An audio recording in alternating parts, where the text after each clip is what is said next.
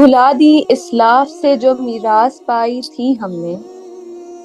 بھلا دی اسلاف سے جو میراث پائی تھی ہم نے، سریا سے زمیں پر آسمان نے ہم کو دے مارا۔ السلام علیکم۔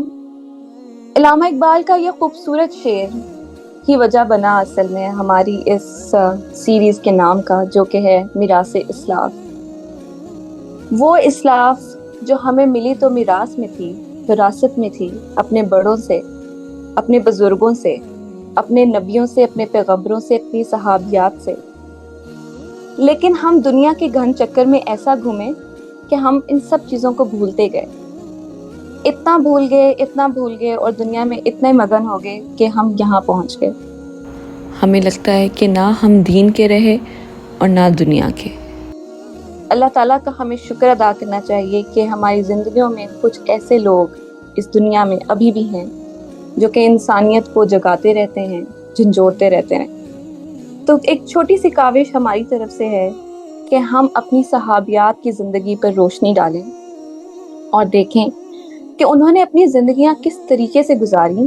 اور کیسے انہوں نے اپنی سیلف اسٹیم کو اتنا ہائی رکھا کہ وہ اگر آج ہم ان سے سیکھنا چاہیں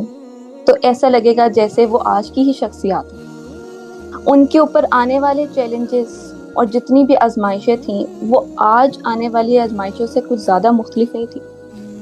ہاں، ان کا اینگل کچھ ڈفرینٹ تھا، لیکن اس کا مطلب یہ نہیں کہ ہم اس کو کمپیئر نہ کر سکیں، ہم اس سے ریلیٹ نہ کر سکیں۔ ہماری معاشرے کی عورت جو خود کو بہت کمزور سمجھنے لگی ہے، وہ اصل میں ایسی ہے نہیں، اس کو معاشرہ دبا دبا کر یہاں تک لے آیا ہے۔ تو کچھ یہی وجہ بنا کہ ہم نے اس سیریز کے بارے میں سوچا اور ہم نے کہا کہ کیوں نہ جو ہم سیکھ رہے ہیں، جو ہم پڑھ رہے ہیں، وہ ہم اپنے لوگوں کے ساتھ شیئر کریں، اپنی خواتین کے ساتھ شیئر کریں، تاکہ وہ سیکھیں اور جو ان کے دماغ میں باتیں آتی ہیں وہ ہم سے شیئر کریں، ہم سے پوچھیں اور ہم پھر اس کے بارے میں جوابات ڈھونڈیں۔ تو کچھ اسی طریقے کی کاوش ہے جس کے لیے ہم امید کرتے ہیں کہ آپ ہمارا ساتھ دیں گے۔ اب ہم چلتے ہیں ہمنا کی طرف اور دیکھتے ہیں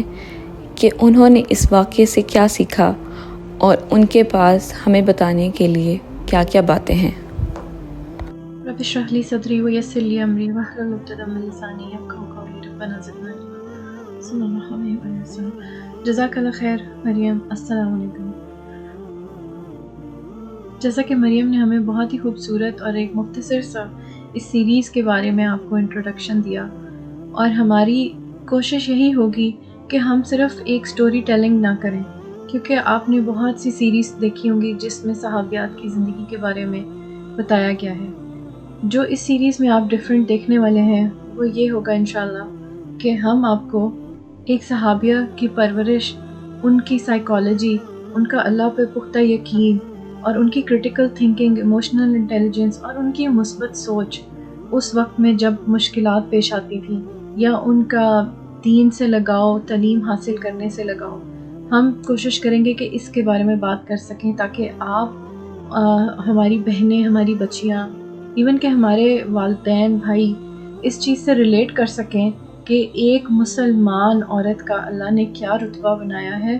اور آج کے معاشرے میں ہماری عورت کو کیا بنا دیا گیا ہے۔ اس کا قصور میں صرف مردوں کو نہیں ٹھہراتی، اس کا قصور میں عورتوں کو بھی ٹھہراتی ہوں، کیونکہ بائی چوائس ہم نے کتابیں پڑھنا چھوڑ دی ہیں، دین سیکھنا چھوڑ دیا ہے، ہم نے دین کا مطلب پڑھنا چھوڑ دیا ہے۔ ہمیں کس نے روکا ہے آخر؟ جتنا بھی ظالم ہو کوئی انسان، اتنا ظالم تو نہیں ہو سکتا کہ وہ فرعون ہو۔ تو پھر کیا ریزن ہے کہ ہم کتابیں نہیں پڑھتے؟ کیا ریزن ہے کہ ہم دین کو نہیں سیکھتے؟ بس اسی ایک چھوٹی سی کوشش کی وجہ سے ہم نے اس سیریز کا آغاز کیا ہے، اور اللہ کرے کہ ہماری بات آپ کے دلوں میں اترے۔ ہم یہاں پہ استاد نہیں ہیں، ہم بھی آپ کی طرح ہی ایک اسٹوڈنٹس ہیں اور پڑھائی کر رہے ہیں، اور اپنا جو ہوم ورک ہم کرتے ہیں آپ کے ساتھ شیئر کریں گے انشاءاللہ۔ آج ان کے بارے میں ہم بات کرنے جا رہے ہیں، ان کا نام ہے حضرت آسیہ رضی اللہ عنہا۔ کچھ مفسرین اور روایات کے مطابق ان کا پورا نام آسیہ بنت مزاحم بن عبید بن ریان بن ولید بتایا گیا ہے، جو کہ حضرت یوسف علیہ السلام کے زمانے میں فرعون مصر تھا، اور کہا جاتا ہے کہ وہ حضرت یوسف علیہ السلام کے ہاتھوں مسلمان ہو گیا تھا، لیکن اس کی ہمارے پاس کوئی پختہ دلیل نہیں ہے، تو اس لیے اللہ عالم کیا سچ ہے۔ لیکن اس میں کوئی شک نہیں کہ وہ ایک انتہائی امیر اور اونچے گھرانے کی تھی۔ اگرچہ جو پہلی روایت میں نے آپ کو حضرت آسیہ رضی اللہ عنہا کے بارے میں بتائی، اس کے بارے میں اس بات کے بارے میں ہمارے پاس کوئی ٹھوس دلیل تو نہیں ہے، لیکن اس میں کوئی شک نہیں کہ وہ ایک بہت ہی اونچے خاندان سے تعلق رکھتی تھی اور وہ ایک شہزادیوں کی طرح پری تھی، لیکن وہ دل کی بہت سخی اور غریبوں کے لیے بہت نرم دل تھیں۔ وہ انتہائی خوبصورت خاتون تھی اور ان کا اخلاق بھی بہت اچھا تھا، لیکن جیسا کہ ہم جانتے ہیں کہ فرعون نے ان سے اپنی طاقت کے بل بوتے پہ شادی کر لی۔ ان کے خاندان والے، ان کے والدین بھی اس رشتے پہ راضی نہ تھے، نہ کہ وہ خود بھی اس رشتے پہ راضی نہ تھی، لیکن فرعون نے اپنی طاقت کے بل بوتے پہ حضرت آسیہ رضی اللہ عنہا سے شادی کی، لیکن اس کے بعد ان کی کوئی بھی اولاد نہ ہو سکی، جو کہ اللہ کی اس میں بہت بڑی حکمت تھی۔ ہم اکثر دیکھتے ہیں کہ ایک نوجوان لڑکی شادی کی خواب دیکھتی ہے اور وہ ایک پریوں سے کی اپنے ارد گرد کہانی بناتی ہے جس میں اس کا ہسبینڈ اس کا شہزادہ ہوتا ہے، لیکن جب شادی ہوتی ہے اور خواب جو ہے، حقیقت جب آپ کے سامنے آتی ہے، تو وہ جو آپ کے خوبصورت خواب ہوتے ہیں وہ بعض اوقات ٹوٹ جاتے ہیں۔ وہ شخص وہ نہیں ہوتا جو آپ نے سوچا ہوتا ہے، وہ آپ کے خوابوں کے بالکل الٹ ہوتا ہے۔ بعض اوقات وہ بہت ظالم انسان نکل آتا ہے، بعض اوقات وہ ایموشنلی انٹیلیجنٹ نہیں ہوتا، اور چونکہ نہ دین ہم نے پڑھا ہوتا ہے، نہ دین ہمارے شوہروں نے پڑھا ہوتا ہے، تو ہم ایک اس طرح کی اپنی زندگی بنا لیتے ہیں، ایک بے مقصد سی، کہ جس کے اندر کوئی برکت نہیں ہوتی۔ لیکن کیا کبھی کسی عورت نے یہ سوچا ہے کہ آخر شادی کس مقصد کے لیے کی جاتی ہے؟ اگر دین میں اللہ نے شادی کے اوپر آدھا دین مکمل کرنے کی بات کی تو وہ کی کیوں ہے؟ اور اس شادی کا مقصد کیا ہے؟ جیسا کہ آپ نے قرآن مجید میں پڑھا ہوگا کہ اللہ تعالیٰ ایک آیت میں فرماتے ہیں، سورہ روم آیت نمبر 21 میں، کہ اللہ کی نشانیوں میں سے ایک نشانی یہ ہے کہ اس نے تمہارے لیے تم میں سے بیویاں پیدا کی تاکہ تم ان سے سکون حاصل کرو، اور اس سے تمہارے درمیان ہمدردی اور رحم پیدا کیا۔ یقیناً ان میں سے ان لوگوں کے لیے نشانیاں ہیں جو غور و فکر کرتے ہیں۔ اس آیت میں اگر دیکھیں تو مودت و رحمہ، یہ جو ورڈ دو یوز ہوئے ہیں، اس کا مطلب ہے محبت اور رحم، کیونکہ جب آپ شادی کرتے ہیں تو آپ میں ایک اٹریکشن ہوتی ہے اور آپ کے بیچ میں اللہ تعالیٰ آپ کے دلوں میں پیار ڈالتا ہے، ایک اٹریکشن ڈالتا ہے، لیکن جیسے جیسے آپ کی ایج بڑھتی جاتی ہے تو وہ اٹریکشن تو ختم ہو جاتی ہے، لیکن اس کے بعد رحم کا کام شروع ہوتا ہے جو اس رشتے کو چلاتا ہے۔ تو کیا کبھی آپ نے سوچا ہے کہ آپ کا رشتہ اصل محبت پہ مبنی ہے، اور کیا آپ کا رشتہ اتنا اسٹرانگ ہے کہ وہ آگے جا کے رحم پہ بھی ہوگا، کہ یہ صرف ون سائیڈڈ ہے؟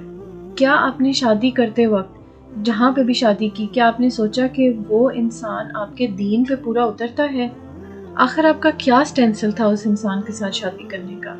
دنیاوی پیسہ، گھر، دولت، سٹیٹس، یا اس کا دین؟ کیونکہ جب اللہ نے رزق کا وعدہ کیا ہے تو ہم ایسی چیزوں کے پیچھے کیوں بھاگتے ہیں جس کا وعدہ اللہ نے کر چھوڑا ہے؟ آپ کو کیا گارنٹی ہے کہ جس انسان سے آج آپ پیسے کی خاطر یا اس کے سٹیٹس کی خاطر دیکھ کے شادی کرا دیتے ہیں کچھ والدین یا خود لڑکیاں کر لیتی ہیں، تو آپ کو کیا گارنٹی ہے کہ کل کو بھی اس کے پاس یہ پیسہ رہے گا؟ لیکن خیر، مقصد ہمارا یہ نہیں ہے۔ آج کا ٹاپک تھوڑا سا ہٹ رہا ہے، لیکن ہم اپنے واپس ٹاپک پہ آتے ہیں کہ حضرت آسیہ رضی اللہ عنہا کے پاس تو دنیا کی تمام لگژری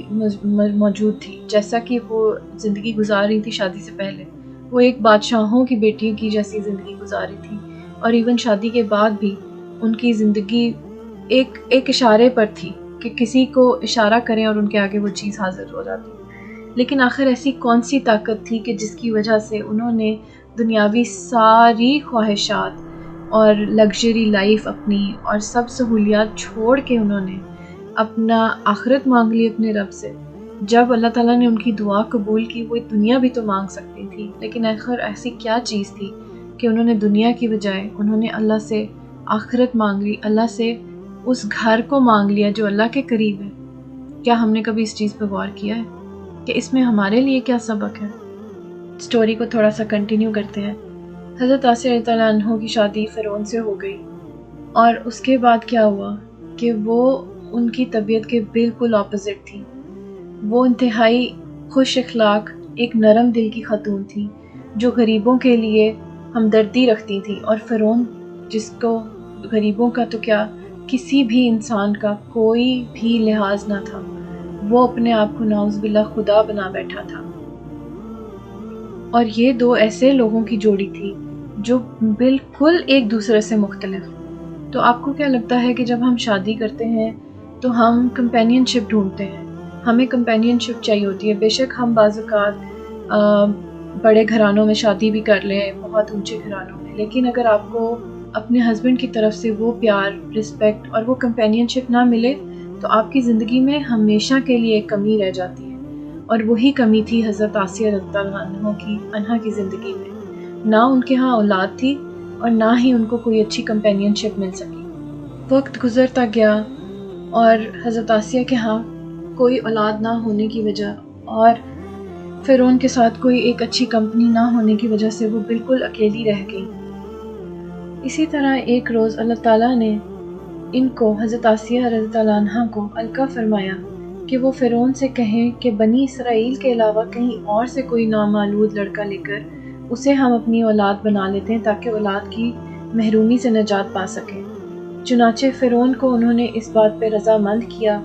اور اللہ کی کرنی دیکھیں کہ جب کسی کی عقل پہ پردے پڑنے ہوں، فرعون مان گیا۔ حضرت آسیہ نے کہا کہ کسی اہل قبط کے بچے کو گود لے لیتے ہیں، بنی اسرائیل کے بچوں کو نہیں۔ تو وہ اس بات پہ رضامند ہو گیا، اور اس وقت حضرت موسیٰ علیہ السلام کی والدہ جو کہ فرعون کی بیوی کی خدمت میں مامور تھی، انہوں نے مشورہ دیا کہ ہم اہل قبط میں سے کسی کا بچہ لے لیتے ہیں، یا حضرت آسیہ نے ان کو اپنی خواہش ظاہر کی۔ ابھی یہ سلسلہ چل ہی رہا تھا کہ حضرت موسیٰ علیہ السلام فرعون کے محل میں پہنچ گئے ایک نہر کے ذریعے۔ جیسا کہ ہم جانتے ہیں کہ حضرت موسیٰ علیہ السلام کی والدہ نے انہیں ایک تابوت نما بکسے میں بند کر دریائے نیل میں بہا دیا تھا، اور اس دریا میں سے ایک نہر فرعون کے محل کو بھی جاتی تھی۔ جب حضرت آسیہ کی نظر اس بچے پہ پڑی تو ان کو لگا جیسے ان کی معبودوں کی اطاعت ہے یہ بچہ، اور ان کا دل خوش ہو گیا۔ انہوں نے جا کر فرعون سے اس کی پرورش کی اجازت طلب کی۔ فرعون نے سینکڑوں شبہات ہونے کی وجہ سے اپنی بیوی کو ہر طرح سے منع کرنے کی کوشش کی، لیکن وہ ان کی ضد کے آگے ہار گیا اور اس نے ان کی خواہش کو تسلیم کر لیا۔ حضرت موسیٰ علیہ السلام کی والدہ بھی اس ٹائم وہیں موجود تھیں، اور اللہ کے کرنی دیکھیں، اللہ کے کام کیا کہیں، سبحان اللہ، کہ وہ اس ٹائم وہیں موجود تھیں اور ان کے دل میں اپنے بچے کو لے کے شبہات پیدا ہو رہے تھے، تو اللہ نے ان کی پریشانی کو دور کیا، اور اللہ نے ان کے اوپر یہ راز فاش کر دیا کہ اسی کو نبوت ملے گی، اور انہوں نے اپنے بیٹے کو خود دودھ پلایا۔ ہماری کہانی اب یہاں تک تو پہنچ گئی ہے جہاں پہ ایک نبی نے آگے آنے والے زمانے میں پروان چڑھنا تھا، اور ایک عورت کا ایمان پروان چڑھنا تھا۔ لیکن اس کے ساتھ ساتھ ایک بہت ہی خوبصورت آیت کو ڈسکس کرنا ضروری سمجھتی ہوں میں، جو کہ حضرت موسیٰ علیہ السلام کی والدہ کے اوپر ہے، جیسا کہ اللہ تعالیٰ سورہ قصص میں آیت نمبر 10 میں فرماتے ہیں، وَأَصْبَحَ فُؤَادُ أُمِّ مُوسَىٰ فَارِغًا إِن كَادَتْ لَتُبْدِي بِهِ لَوْلَا أَن رَّبَطْنَا عَلَىٰ قَلْبِهَا لِتَكُونَ مِنَ الْمُؤْمِنِينَ۔ یعنی موسیٰ کی ماں کا دل بے صبرا ہو گیا، اور اگر ہم اس کے دل کو مضبوط نہ کرتے تو قریب تھا کہ وہ اس قصے کو ظاہر کر دیتی، لیکن وہ مومنوں میں سے رہیں۔ اس آیت میں اگر آپ غور کریں تو اللہ تعالیٰ نے ایک جگہ القلب اور ایک جگہ الفؤاد کا ورڈ یوز کیا ہے، یعنی کہ جس کا انگلش میں اگر ترجمہ کیا جائے تو دل ہوتا ہے، اور جس سے یہ تاثر ملتا ہے کہ یہ ایک دوسرے کے مترادف ہیں، لیکن ایسا نہیں ہے، وہ ایک جیسے نہیں، جیسا کہ قرآن میں استعمال ہوا اور اس کے فرق کو ظاہر کرتا ہے۔ یعنی کہ اس کو ہمیں تھوڑا سا سمجھنا پڑے گا، اور اس کو سمجھانے کے لیے میں آپ کے لیے آسانی اس طرح کرتی ہوں کہ ان دونوں الفاظ کا تعلق العقل سے ہے۔ العقل کا روٹ لیٹر عقلہ سے ماخوذ کیا گیا ہے، اور پہلے ہم العقل کو سمجھتے ہیں۔ عقل کی کوئی فزیکل فارم نہیں ہوتی، عقل کا مطلب ریزننگ، لاجک، منطقی ہوتا ہے۔ لہٰذا وضاحت کے مقصد کے لیے ہم العقل کو ایک جگہ اور دوسری جگہ کو دوسرے اینڈ پہ ہم الفؤاد کو رکھتے ہیں۔ الفؤاد کا روٹ لیٹر فاءدہ سے ہے، جس کے معنی ہے برن، یعنی کہ burning, where it is burning, جلنے کی جگہ۔ یعنی کہ ہم اس کو اس طرح سے لے سکتے ہیں کہ جیسے کہ جلنے کی جگہ جہاں پہ ہمارے ایموشنز ہوں۔ وہ ایموشنز کسی بھی قسم کے ہو سکتے ہیں، وہ ایموشنز غصے کے ہو سکتے ہیں، محبت کے، درد کے، تکلیف کے، ڈر کے، اور بہت ایکسٹریم ایموشنز، یعنی جلنے سے آپ کو یہ تو سمجھ آ گئی ہوگی، بہت ایکسٹریم کے ایموشنز۔ اور پھر جب ہم الفؤاد سے کام لیتے ہیں تو ہم اس وقت صرف اپنی ڈیزائرز، اپنے پیشنز اور اپنے جذبات سے کام لے رہے ہوتے ہیں، عقل سے نہیں، اور یہ انسان کی ایک انتہائی خطرناک سٹیٹ ہوتی ہے۔ اس کو مزید سمجھنے کے لیے ہم ایک اور آیت کے اوپر غور کرتے ہیں، جیسا کہ سورہ انفال میں اللہ تعالیٰ آیت نمبر 22 میں فرماتے ہیں کہ بے شک اللہ کے نزدیک وہ سب سے بدترین مخلوق ہے جو جان بوجھ کر گونگے بہرے ہیں اور جو نہیں سمجھتے۔ یعنی کہ العقل ریزن، لاجک، اور الفؤاد ایک دل جب جذبات کی بات آتی ہے۔ چلیں آئیے اب سمجھتے ہیں القلب سے کیا مراد ہے۔ القلب کا مطلب ہے یعنی بدلنے کی جگہ۔ تو بنیادی طور پہ یہ وہی چیز ہے جو دونوں پر حکومت کرتی ہے، یعنی کہ العقل اور الفؤاد کے بیچ میں توازن رکھتا ہے۔ کبھی یہ العقل کی طرف ہوتا ہے اور کبھی یہ جذبات کی طرف سے ہوتا ہے، یعنی کہ یہ مسلسل عقل اور فؤاد کے بیچ میں گھومتا ہے، دل بدلتا رہتا ہے۔ اور اس موقع پہ مجھے محمد صلی اللہ علیہ وآلہ وسلم کی ایک دعا یاد آئی جو کہ ایسے ہے، یا مقلب القلوبی ثبت قلبی علی دینک، یعنی کہ اے دلوں پر قابو پانے والے، میرے دل کو اپنے دین پر ثابت قدم رکھ۔ اب ہم واپس آتے ہیں اس آیت کی طرف جس میں اللہ تعالیٰ نے حضرت موسیٰ علیہ السلام کی والدہ کا بیان کیا۔ وہ کہتے ہیں، اللہ تعالیٰ کہتے ہیں کہ جس کا مطلب، آیت کا مطلب ہے، موسیٰ کی والدہ کا دل ہر چیز سے خالی ہو گیا، وہ اس کے بارے میں یہ بات بتانے ہی والی تھی اگر ہم اس کے دل کو مضبوط نہ کرتے، اور وہ مومنوں میں سے ہو گئی۔ سورہ قصص کی آیت نمبر 10۔ اب ہم سمجھ سکتے ہیں کہ جب ان کو حضرت موسیٰ علیہ السلام کو سمندر میں بہانا پڑ رہا تھا تو ان کا دل، جیسا کہ اللہ نے الفؤاد کا ورڈ وہاں یوز کیا، تو ان کا دل اپنے جذبات سے بھر رہا تھا، اپنے بیٹے کی محبت اور جدائی سے بھر رہا تھا، اور وہ بہت جلد اس کے اوپر اپنا راز کھولنے والی تھی۔ تو اللہ تعالیٰ کہتے ہیں کہ تب ہم نے ان کے دل کو اس طرح باندھ دیا، ورنہ وہ اپنا راز کھول دیتی اور اپنے جذبات پہ قابو نہ رکھ پاتی، لیکن ان کو اللہ نے اس طرح سے ان کے دل کو باندھا کہ وہ مومنوں میں سے ہو گئی۔ تو لہٰذا القلب اور الفؤاد کا مطلب صرف دل ہی نہیں ہے، اس سے کہیں زیادہ ہے اور بہت گہرا معنی ہے۔ اسی کے ساتھ ساتھ مجھے ایک اور آیت یاد آئی جو کہ ضروری ہے یہاں پہ مینشن کرنا،